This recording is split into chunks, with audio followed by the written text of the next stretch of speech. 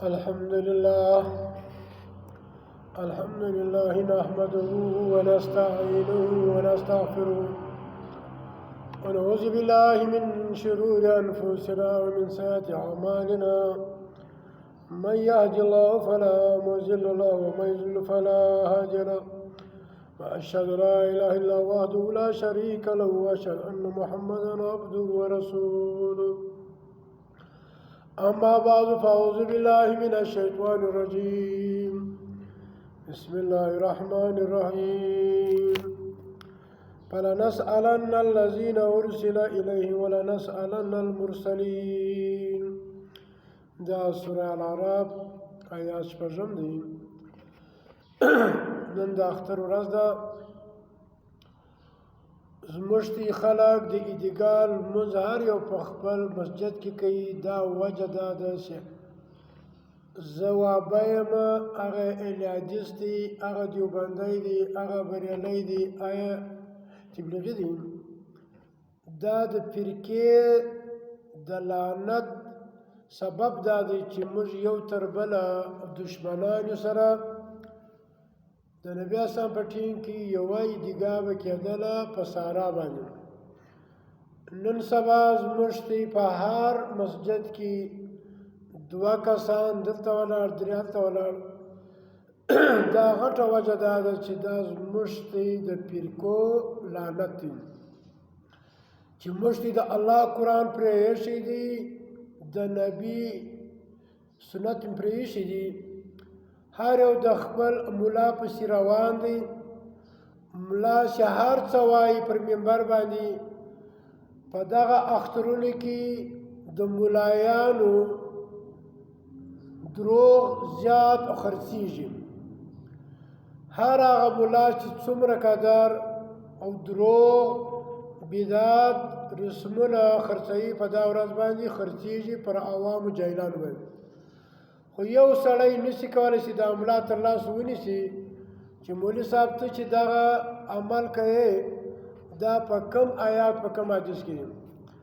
زما ورونو د اختر لمونځ 2 رکعاته دی، په 12 تکبیرو باندې دی.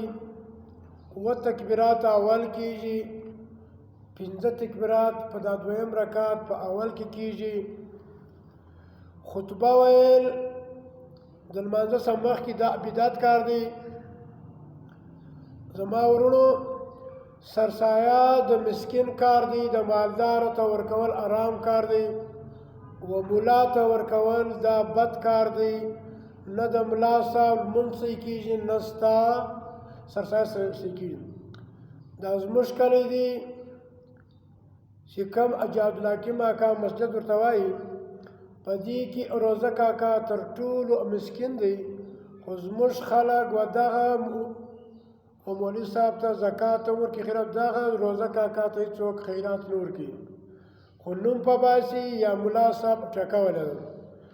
زما ورونو زکات خیرات د مسکین حق دی، د کونډې د یتیمانو د غریبانو. د ملایانو ته ورکول حرام کار دی. نو خبر مې دا درته کولی چې دا قرآن کې دغه آیات دی و رب کائنات بیان کړی دی. فلنسألن الذین ارسلوا، الله خامخا زه د هغه خلکو څخه پوښتنه کوم چې د هغو خواته انبیا رسول شوي دي.